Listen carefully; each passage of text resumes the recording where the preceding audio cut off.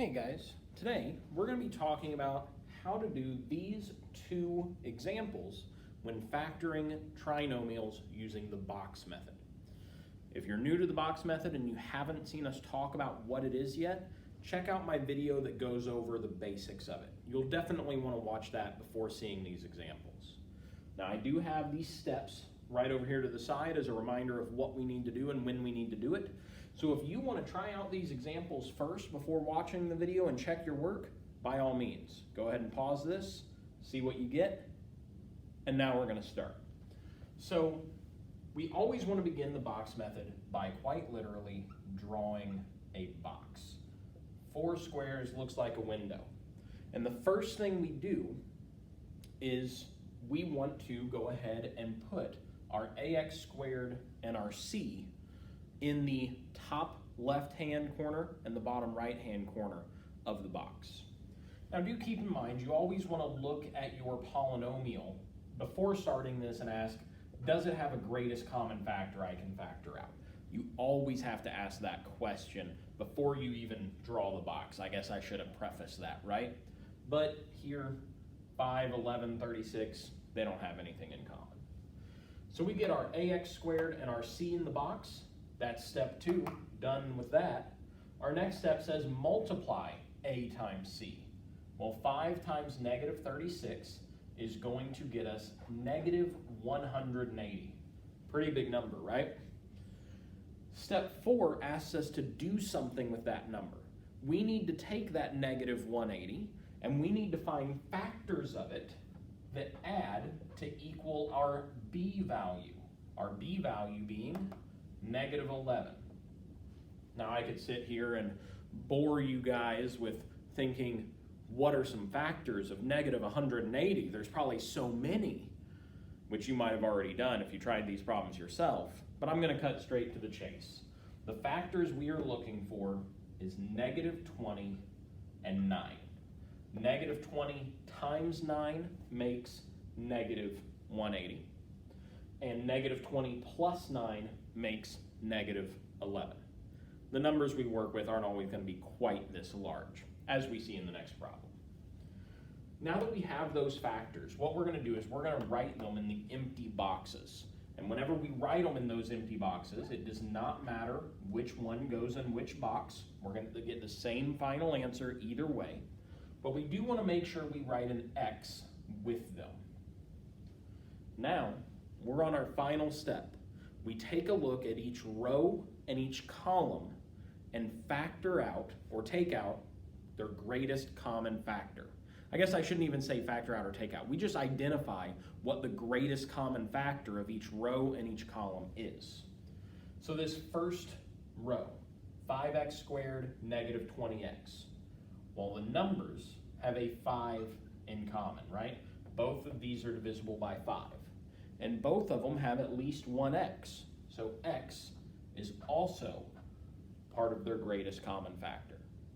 If we take a look at the second row, 9x negative 36. They don't have any variables in common, so we just need to look at their actual numbers. And in this case, that would be 9. And I always want to write the sign with my second number I take out, because that's going to be part of my answer, right? Now, I'm going to look at the columns, 5x squared and 9x.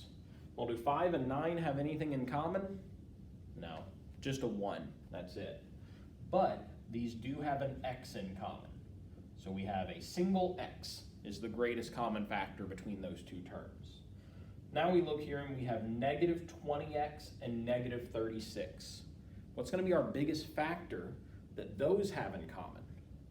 Well, they both have 2 in common, right? But is that the biggest factor? No, not quite. 4. 4 is the biggest factor that these have in common. And specifically, negative 4, because both of those numbers are divisible by negative 4. Actually feels like it should be a larger number those have in common, right? But unfortunately it isn't. So this is our binomial answers. We take the greatest common factors we wrote off to the side here for the rows, and the ones at the top for the columns, and we write them out as binomials. 5x plus 9 and x minus 4. Those are our binomial factors. We finished the problem. Let's take a look at number 2. Again, we want to ask ourselves, is there a greatest common factor? Before we start any type of factoring method, we have to ask ourselves that question. And in this case, there is. 6, 15, and 6 are all divisible by 3. So I'm going to go ahead and rewrite this. I'm going to rewrite it as 3 off to the side, and then divide each of these numbers by 3. So 3x squared plus 5x plus, why did I write 3 there? Oh goodness, thank goodness I caught that, right? That would have been bad. Plus 2. So our new binomial, or trinomial, sorry, instead of this, is actually going to be 2x squared plus 5x plus 2. We want to remember that that 3 is off to the side here. However, we're not really going to use that or bring that up until the very end of the problem. But I'm going to go ahead and highlight that just so we can see that pretty clearly. So I'm going to go ahead and do the box method with this new trinomial. So in my top right hand or top left box, 2x squared. In my bottom right box, 2. Now we want to continue following our steps. Multiply a times c.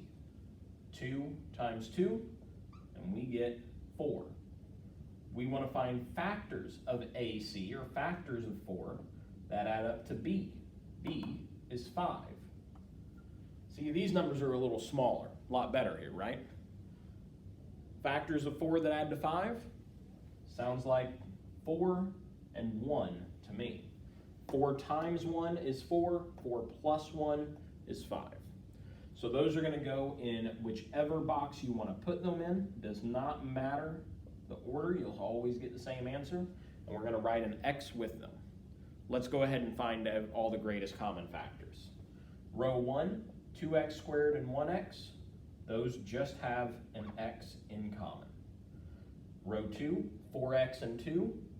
Well, that just has a positive 2. The first column, 2x squared and 4x, well, that has a 2 in common, and it also has an x in common. And then our second column, 1x and 2, all those have in common is 1. If there's nothing else you can find, you always at least have 1 in common. So ultimately, our binomials, when factoring this, are going to be 2x plus 1, which we see right here, and x plus 2, which we see right here. And let's not forget, we took that 3 out at the beginning, so we still want to write it with our final answer. If you have any questions about this box method, feel free to drop them below. Otherwise, thanks for watching, guys, and I'll see you next time.